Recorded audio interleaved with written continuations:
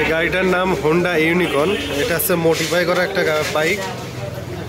এই গাড়িতে এখন স্টার্ট হচ্ছে না। কি কারণে স্টার্ট হচ্ছে না, কারেন্ট মারতেছে না প্লাগের মাথায়, সেটা আপনাদের দেখাবো কি কারণে সমস্যাটা হয়েছে, কোথায় কি সমস্যা সেটা দেখাবো আপনাদের।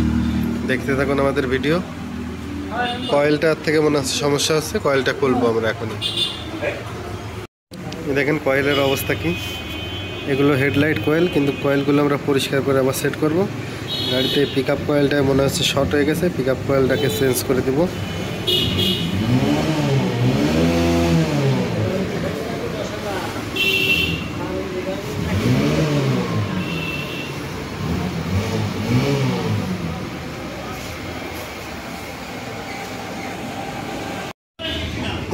হোন্ডা ইউনিকর্নের পিক আপ কয়েলটা নষ্ট হয়ে গেছে।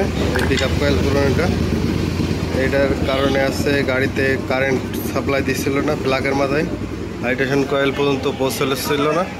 আমরা এখন এটাকে নতুন এখানে লাগিয়ে দিলাম। দেওয়ার পরে এখন আমরা কারেন্ট চেক করব। দেখতে থাকুন আমাদের ভিডিও। এটা শর্ট হওয়ার কারণে এখানে সিডিআইতেও লাইন যাচ্ছিল না, সিডিআই থেকে লাইন বেরোচ্ছিল না। এখন এটা আমরা লাগিয়ে এখন আমরা ভিতরে ম্যাগনেটের ভিতরে বসিয়ে দিয়ে তখন কারেন্ট চেক করব।